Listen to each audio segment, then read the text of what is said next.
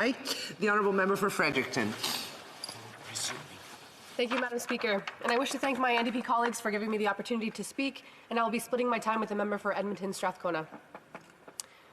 1/3 of working Canadians don't have employer-funded drug coverage. 1 in 5 households reported a family member who in the past year had not taken a prescribed medicine due to its cost.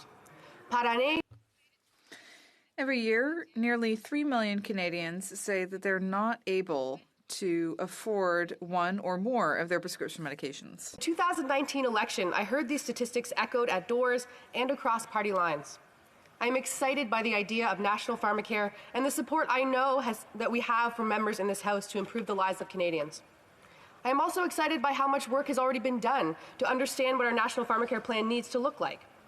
Last June, the well-known published final report of the Advisory Council on Implementation of National Pharmacare, also known as the Hoskins Report, advised that they received questionnaires from more than 15,000 people and organizations, received 14,000 petitions or letters, reviewed more than 150 written submissions, investigated global best practices, hosted town halls and roundtables. They uncovered significant gaps in drug coverage.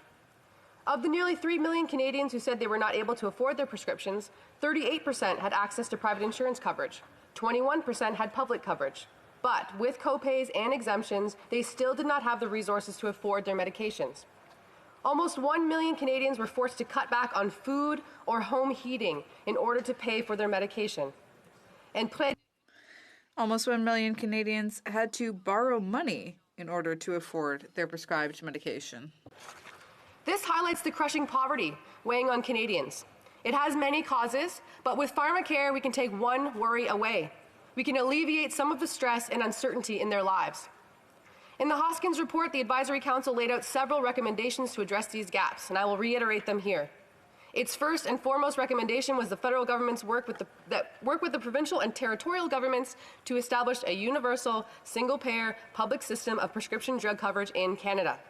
A two-tiered system would create further inequity, leaving low-income and unemployed Canadians at risk. The administration of such a program would be cost-ineffective. A privately administered system would create profit incentives where public interest must be the first priority.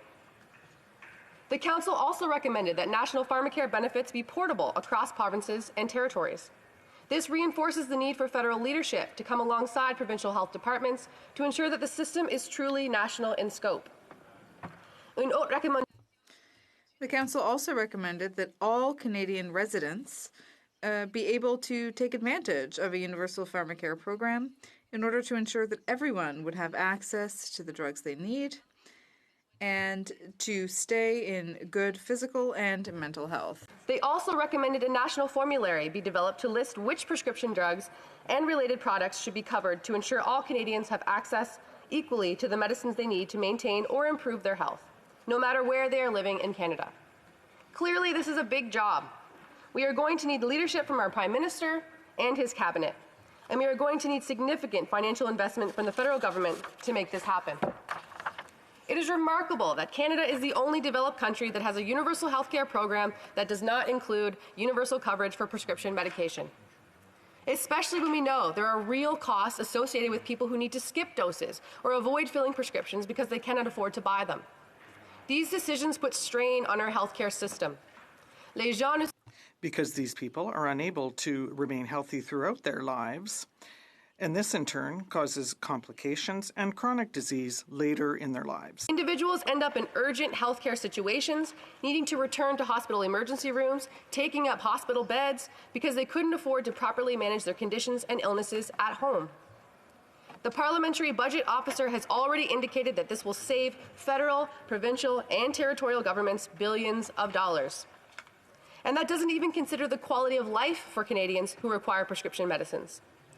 A recent study by St. Michael's Hospital, MAP Centre for Custom Health Solutions, found that providing free medicine resulted in a 44% increase in people taking their essential medications and led to a 160% increase in the likelihood of participants being able to make ends meet.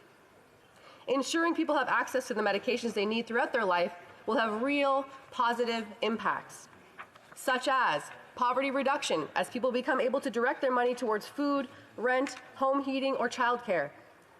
Also, when a chronic condition is well managed with medications, individuals can better access the workforce and participate in communities. People suffering from a rare disease will not have to declare bankruptcy because of their diagnosis. Those living on fixed incomes, like seniors, are not stuck with increasing pharmaceutical costs. And for people in immediate mental health crisis, the extra financial anxiety of a new medication does not have to weigh on them. I am struck as well by the consensus that exists around this issue. Most members in this House pledged with their parties in the last election to make this issue a priority. Polls show that 90% of Canadians support equal access to prescription drugs regardless of income. I was hopeful when I saw national pharmacare referenced in the mandate letters of 4 ministers that we would actually see this happen in the 43rd Parliament. But I am a little concerned that nothing seems to be moving on this front yet, and I'm so thankful for this motion by my NDP colleagues.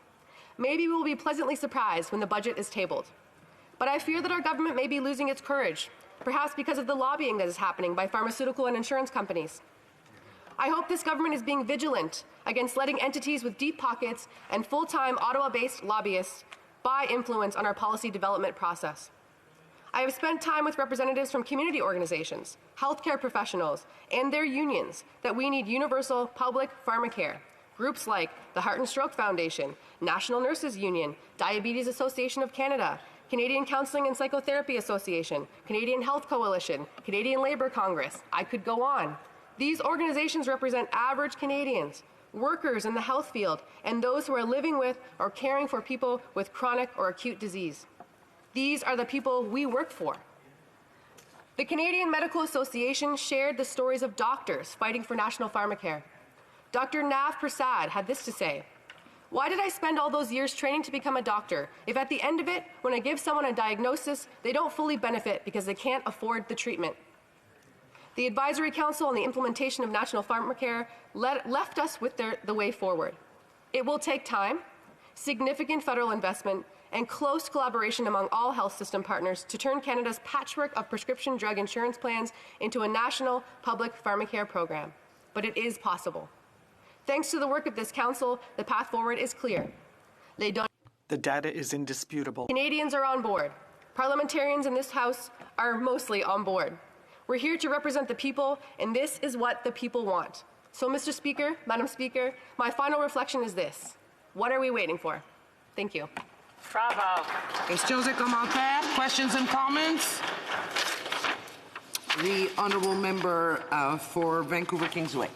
Thank you, Madam Speaker, and I'm really pleased to hear the remarks of my honourable colleague from the Green Party and on her contributions to this important subject. And I was particularly happy and thought it was really helpful in this debate for her to name so many of the organizations and who represent so many Canadians in various aspects of life across Canada who support the idea of public pharmacare. This isn't just something that political parties are pushing here. This is something that comes from our communities, from the grassroots. It's doctors, it's health professionals, it's nurses, it's hospitals, it's patient groups, it's unions, it's employer groups, it's industry, it's health economists.